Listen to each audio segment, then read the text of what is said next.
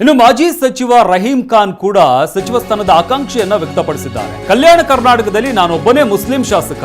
ದೆಹಲಿಯಲ್ಲಿ ಮಾಜಿ ಸಚಿವ ರಹೀಂ ಖಾನ್ ಈ ಬಗ್ಗೆ ಹೇಳಿಕೆ ನೀಡಿದ್ದಾರೆ. ಸಚಿವ ಸ್ಥಾನದಲ್ಲಿ ಮುಂದುವರಿಸುವಂತೆ ಮನವಿಯನ್ನ ಮಾಡಿದ್ದೇನೆ. ಸಾಕಷ್ಟು ಕೆಲಸ ಮಾಡಿದ್ದೇನೆ, ಮುಂದೇನು ಮಾಡ್ತೇನೆ. ಮುಸ್ಲಿಂ ಸಮುದಾಯಕ್ಕೆ 4 ಸಚಿವ ಸ್ಥಾನ ಬೇಕು ಅಂತ ಕೇಳಿದ್ದೇವೆ. ಅದರಲ್ಲೂ ಕೂಡ ಕಲ್ಯಾಣ ಕರ್ನಾಟಕ ಭಾಗದಲ್ಲಿ ನಾನೊಬ್ಬನೇ ಮುಸ್ಲಿಂ ನಾಯಕ ಇರುವಂಥದ್ದು. ಅದರಿಂದಾಗಿ ನನಗೆ ಸಚಿವ ಸ್ಥಾನ ನೀಡಬೇಕು ಎಂಬ ಲಾಭಿಯನ್ನು ರಹೀಂ ಖಾನ್ ಮಾಡ್ತಾ ಇದ್ದಾರೆ. ಈ ಬಗ್ಗೆ ಒತ್ತಾಯವನ್ನು ಕೂಡ ಮಾಡಿದ್ದಾರೆ. ಎಕ್ಸ್ಪ್ರೆಷನ್ ಏನಿದೆ ಅಂದರೂ ನಾವು ಬರೋದು ಕಲ್ಯಾಣ ಕರ್ನಾಟಕ, ಹೈದರಾಬಾದ್ ಕರ್ನಾಟಕ, ಅಲ್ಲಿ ಥಿಕ್ಕೆಸ್ಟ್ ಮೈನಾರಿಟಿ ಪಾಪ್ಯುಲೇಷನ್ ಇದೆ.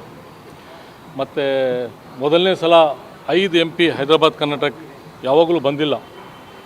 ಮೈನಾರಿಟಿ ಫುಲ್ 100% ಸಪೋರ್ಟ್ ಮಾಡಿ 5 MPಗೆ ಅಲ್ಲಿ ಗೆಲ್ಲಿಸ್ಕೊಟ್ಟಿದ್ದಾರೆ. ಮತ್ತು ನಮ್ಮ ಗುರುಗಳು ಮತ್ತು ನಮ್ಮ ಸಮಾಜವರು ಈ ಸಲ ಹೈದರಾಬಾದ್ ಕರ್ನಾಟಕರಿಗೆ ಕೊಡಬೇಕಂತ ಡಿಮ್ಯಾಂಡ್ ಮಾಡಿದ್ದಾರೆ. ಮತ್ತು ಈ ಸಲ ಒಂದು ಮೈನಾರಿಟೀಸ್ಗೆ 4 ಕೊಟ್ಟಿದ್ರು ಒಳ್ಳೆಯದಾಗ್ತದಂತ ನಮ್ಮ ಸಮಾಜ ಎಲ್ಲರೂ ಕೇಳಿದ್ದಾರೆ. ನಮ್ಮ ಎಲ್ಲ MLAs ಕೇಳಿದ್ದಾರೆ. ಮತ್ತು ಹೈಕಮಾಂಡ್ ಇದ್ದಾರೆ, ಅವ್ರು ತೀರ್ಮಾನ ತಗೋತಾರೆ. ನಮಗೆ ವಿಶ್ವಾಸ ಇದೆ ಒಳ್ಳೆಯದು ಆಗ್ತದೆ. ಯಾಕಂದರೆ ಕಾಂಗ್ರೆಸ್ನಲ್ಲಿ ಈಕ್ವಾಲಿಟಿ, ಜಸ್ಟಿಫಿಕೇಷನ್ ಎಲ್ಲರಿಗೆ ಮಾಡ್ತಾರಂತ ಒಂದು ವಿಶ್ವಾಸ ಇದೆ. ಅಲ್ಲ, ನೀವು ಎಲ್ಲರನ್ನು ಭೇಟಿ ಆಗಿದ್ರಿ, ಎಲ್ಲ ಸಮುದಾಯದಿಂದ ಇದೇ ಡಿಮಾಂಡ? ಹೌದು, ನಾನು ಎಲ್ಲ ಲೀಡರ್ಸ್ಗೆ ಭೇಟಿ ಮಾಡಿದ್ದೇನೆ. ಎಲ್ಲರಿಗೆ ನಮ್ಮ ಗುರುಗಳು ಭೇಟಿ ಮಾಡಿದ್ದಾರೆ, ಎಲ್ಲ MLAs ಭೇಟಿ ಮಾಡಿದ್ದಾರೆ. ಎಲ್ಲರೂ 4 ಕೊಟ್ಟೋದು ಒಳ್ಳೆಯದಾಗ್ತದೆ ಅಂತ ಕೇಳಿದ್ದಾರೆ. ಧರ್ಮಗಳು ಅವ್ರು ಕೇಳಿದ್ದಾರೆ, ಮತ್ತು ನಮ್ಮ ಸಮಾಜ ಅವರು ಕೇಳಿದ್ದಾರೆ, ಎಲ್ಲರೂ ಕೇಳಿದ್ದಾರೆ.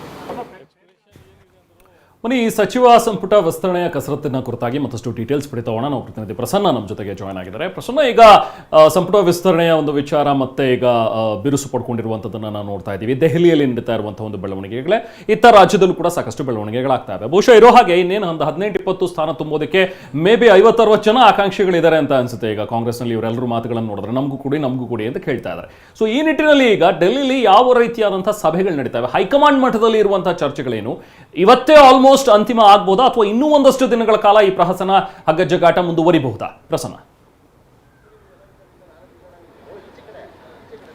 ರೆಹಮಾನ್, ಇವತ್ತಿನಿಂದ ಸಂಪುಟ ವಿಸ್ತರಣೆಯ ಕಸರತ್ತು ಶುರುವಾಗಿದೆ. ಅದು ಇನ್ನೂ 2-3 ದಿನಗಳ ಕಾಲ ವಿಸ್ತರಣೆ ಆದರೂ ಕೂಡ ಆಶ್ಚರ್ಯ ಪಡಬೇಕಾಗಿಲ್ಲ.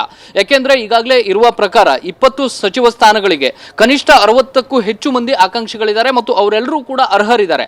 ಯಾರನ್ನೂ ಕೂಡ ನೀವು ಫಿಲ್ಟರ್ ಮಾಡುವಂತಹ ಸಂದರ್ಭದಲ್ಲಿ ಯಾರನ್ನ ಕೈ ಬಿಡಬೇಕು ಅನ್ನುವಂಥ ಪ್ರಶ್ನೆ ಬಂದಾಗ ಸಹಜವಾಗಿ ಹೈಕಮಾಂಡ್ನ ನಾಯಕರಿಗೆ ಮತ್ತು ಮುಖ್ಯಮಂತ್ರಿ DK ಶಿವಕುಮಾರ್ ಸೇರಿದಂತೆ ಎಲ್ಲರಿಗೂ ಕೂಡ ಒಂದು ಸವಾಲು ಖಂಡಿತವಾಗಿಯೂ ಕೂಡ ಇದ್ದೇ ಇದೆ. ಆದರೆ ಈಗಾಗಲೇ ಹಿರಿಯರು 13 ಜನ ಈಗಾಗಲೇ ಸಂಪುಟದಲ್ಲಿ ಸೇರ್ಪಡೆಯಾಗಿದ್ದಾರೆ. ಹೀಗಾಗಿ ಹೊಸದಾಗಿ ಬರುವಂತ ಒಂದಷ್ಟು ಮಾನದಂಡಗಳನ್ನ, ಕ್ರೈಟೀರಿಯಾಗಳನ್ನ ಕಾಂಗ್ರೆಸ್ ಹೈಕಮಾಂಡ್ ಹಾಕೊಂಡಿದೆ. ಅದರಲ್ಲಿ ವಯಸ್ಸಿನ ಮಾನದಂಡವನ್ನು ಕೂಡ ಪ್ರಸ್ತಾಪವನ್ನು ಮಾಡಲಾಗ್ತಾ ಇದೆ. ಅಂದ್ರೆ ಅತ್ಯಂತ ಹಿರಿಯರು ಅಷ್ಟೇ ಅಲ್ಲ, 55 ವಯಸ್ಸಿನ ಒಳಗಿನವರಿಗೂ ಕೂಡ ಸಚಿವ ಸಂಪುಟದಲ್ಲಿ ಅವಕಾಶವನ್ನ ಕೊಡಬೇಕು ಅನ್ನುವಂಥದ್ದು ಒಂದು. ಇನ್ನೊಂದು, ಯಾರೆಲ್ಲ ಜಿಲ್ಲೆಗಳಿಗೆ ಹೋಗಿ ಪ್ರವಾಸವನ್ನ ಮಾಡಿದ್ರು, ಪಕ್ಷ ಸಂಘಟನೆ ಮತ್ತು ಸರ್ಕಾರದ ಯೋಜನೆಗಳನ್ನ ಜನರಿಗೆ ತಲುಪಿಸುವಂತ ನಿಟ್ಟಿನಲ್ಲಿ ಯಾರು ಕರೆಕ್ಟ್ ಆಗಿ ಕೆಲಸವನ್ನ ಮಾಡಿದ್ದಾರೆ ಅಂತವರಿಗೆ ಅವಕಾಶವನ್ನ ಕೊಡಬೇಕು ಅನ್ನುವಂಥದ್ದು ಇನ್ನೊಂದು. ಜೊತೆಗೆ ಪಕ್ಷ ಸಂಘಟನೆಯ ವಿಚಾರದಲ್ಲೂ ಕೂಡ ಯಾರು ಮುಲಾಜಿಲ್ಲದೆ ತಮ್ಮ ಕೆಲಸವನ್ನ ಸರಿಯಾಗಿ ನಿಭಾಯಿಸಿದ್ದಾರೆ ಅಂತವರಿಗೆ ಹೆಚ್ಚು ಅವಕಾಶವನ್ನು ಕೊಡಬೇಕು ಅನ್ನುವಂಥದ್ದು ರಾಹುಲ್ ಗಾಂಧಿ ಅವರು ಮಲ್ಲಿಕಾರ್ಜುನ್ ಖರ್ಗೆ ಅವರಿಗೆ ಕೊಟ್ಟಿರುವಂತಹ ಸೂಚನೆ. ಇದರ ಆಧಾರದ ಮೇಲೆ ಇದೀಗ ಒಂದಷ್ಟು ಚರ್ಚೆಗಳು, ವರ್ಕೌಟ್ಗಳು, ಹೋಮ್ವರ್ಕ್ಗಳು ಕೂಡ ನಡೆಯುವಂಥದ್ದು ಅತ್ಯಂತ ಸ್ಪಷ್ಟವಾಗಿದೆ. ಯಾಕೆಂದ್ರೆ ದೊಡ್ಡ ಮಟ್ಟಿಗಿನ ಲಾಬಿ ನಡೀತಾ ಇದೆ. ನಿನ್ನೆ CM DK ಶಿವಕುಮಾರ್ ಮತ್ತು ಸಿದ್ದರಾಮಯ್ಯನವರಿಗೆ ದೆಹಲಿಯಿಂದ ಕರೆ ಬಂತು ಅಂತ ಗೊತ್ತಾದ ತಕ್ಷಣವೇ ಕಳೆದ 2 ದಿನಗಳಿಂದ ಯಾರೆಲ್ಲ ಕಾಯ್ತಾ ಇದ್ರು ಅವರೆಲ್ಲರೂ ಕೂಡ ಸುಮಾರು 35ಕ್ಕೂ ಹೆಚ್ಚು ಮಂದಿ ಹೋಗಿ ದೆಹಲಿಯಲ್ಲಿ ಕೂತಿದ್ದಾರೆ. ಅವರೆಲ್ಲರ ಒತ್ತಡ ಇರುವಂಥದ್ದು ತಮ್ಮನ್ನ ಸಂಪುಟಕ್ಕೆ ಸೇರ್ಪಡೆ ಮಾಡಿಕೊಳ್ಳಿ ಅನ್ನುವಂಥದ್ದು. ಜೊತೆಗೆ ಪ್ರಾದೇಶಿಕ ಅಸಮಾನತೆ ಮತ್ತು ಜಾತಿವಾರು ತಾರತಮ್ಯ ಇದೆಲ್ಲವನ್ನೂ ಕೂಡ ಬ್ಯಾಲೆನ್ಸ್ ಮಾಡಬೇಕಂತ ಒಂದು ಸವಾಲು ಕೂಡ ಇದೀಗ ಹೈಕಮಾಂಡ್ನ ನಾಯಕರಿಗೆ ಮತ್ತು ಮುಖ್ಯಮಂತ್ರಿ DK ಶಿವಕುಮಾರ್ ಅವರ ಎದುರುಗಡೆ ಇದೆ. ಸಿದ್ದರಾಮಯ್ಯನವರ ಒಂದು ಪಟ್ಟಿ ಇದೆ, DK ಶಿವಕುಮಾರ್ ಅವರ ಒಂದು ಲೆಕ್ಕಾಚಾರಗಳಿದಾವೆ, ಮಲ್ಲಿಕಾರ್ಜುನ್ ಖರ್ಗೆ ಅವರು ಮತ್ತು BK ಹರಿಪ್ರಸಾದ್ ಇವರ ಒಂದೊಂದು ಪಟ್ಟಿ, ಅವರ ಅಭಿಪ್ರಾಯಗಳು ಬೇರೆ ಬೇರೆ ರೀತಿಯಲ್ಲಿ ಇದ್ದಾವೆ. ಇದೆಲ್ಲವನ್ನು ಕೂಡ ಸಮಗ್ರವಾಗಿ ಸೇರಿಸಿ ಒಂದು ಅಂತಿಮವಂತ ತೀರ್ಮಾನವನ್ನ ಕಾಂಗ್ರೆಸ್ ಹೈಕಮಾಂಡ್ ತೆಗೆದುಕೊಳ್ಬೇಕಾಗುತ್ತೆ. ಇವತ್ತೇ ಅಂತಿಮ ಆಗುತ್ತೆ ಹೇಳುವಂತಹ ವಾತಾವರಣ ಕಂಡು ಬರ್ತಾ ಇಲ್ಲ. ಆದರೆ ಇನ್ನೊಂದು 2-3 ದಿನಗಳ ಒಳಗಾಗಿ ಈ ಎಲ್ಲ ಪಟ್ಟಿಗೂ ಕೂಡ ಒಂದು ಕ್ಲಿಯರೆನ್ಸ್ ಅನ್ನ ರಾಹುಲ್ ಗಾಂಧಿ ಅವರು ಕೊಡಬಹುದು. ಹೀಗಾಗಿ ಇನ್ನೊಂದು ವಾರದ ಒಳಗಾಗಿ, 3-4 ದಿನಗಳ ಒಳಗಾಗಿ ಸಂಪುಟ ವಿಸ್ತರಣೆ ಒಂದು ರಿಯಾಲಿಟಿ ಆಗಿ ಹೊರಗೆ ಬರುತ್ತೆ ಅನ್ನುವಂಥದ್ದು ಎಲ್ಲರೂ ಕಾಯ್ತಾ ಇದ್ದಾರೆ. Rehman, thank you Prasanna.